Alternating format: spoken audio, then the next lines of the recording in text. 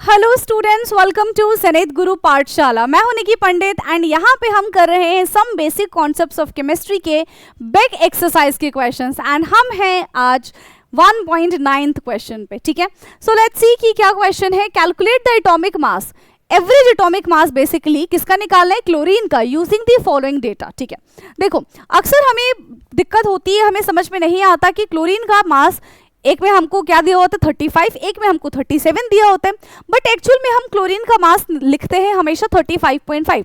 तो ये क्लोरीन का मास 35.5 आया कहाँ से, आपको आज उसका आंसर मिल जाएगा। ठीक है, चलिए, तो ये यहाँ पे हमारे पास बेटा दो आइसोटोप प्रेजेंट है क्लोरीन के। एक है हमारे पास 17Cl35 और एक है हमारे पास 17Cl37। ठीक है, दो आइसोटोप्स हमारे पास प्रेजेंट है। तो जब हमें आइसोटोप का एवरेज एटॉमिक मास कैलकुलेट करना होता है तो किस तरीके से कैलकुलेट करते हैं वो देखो। ठीक है, सो एवरेज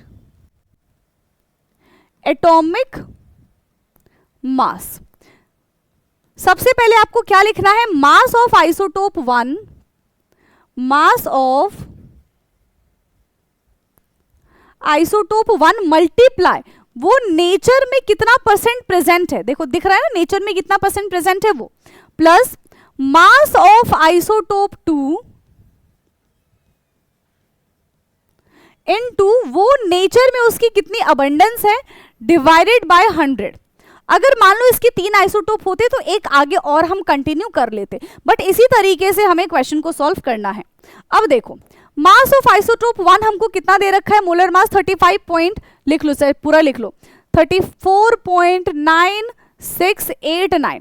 कितना परसेंट प्रेजेंट है ये, 75.77, प्लस दूसरा है हमारे पास 36.9659 इंटू 24.23 डिवाइडेड बाय 100।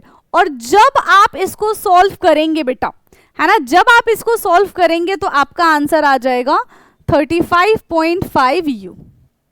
ठीक है, क्या आ जाएगा 35.5 U आपका यहाँ पे आंसर आएगा। इसको फटाफट से चेक करिए और मुझे बताइए कि क्या आपका भी आंसर 35.5 आ रहा है। हो सकता है कि आपका आंसर 34.45 आ जाए, है ना। तो राउंड ऑफ करना भी हमने सीखा है चैप्टर में, राइट। तो उसको राउंड ऑफ कर दोगे तो भी हमारा आंसर 35.5 ही आएगा। सो आई होप कि ये क्वेश्चन आपको समझ में आया होगा। बाकी अगर कोई भी डाउट रह जाता है तो आप कमेंट करके पूछ लीजिए। Thank you so much.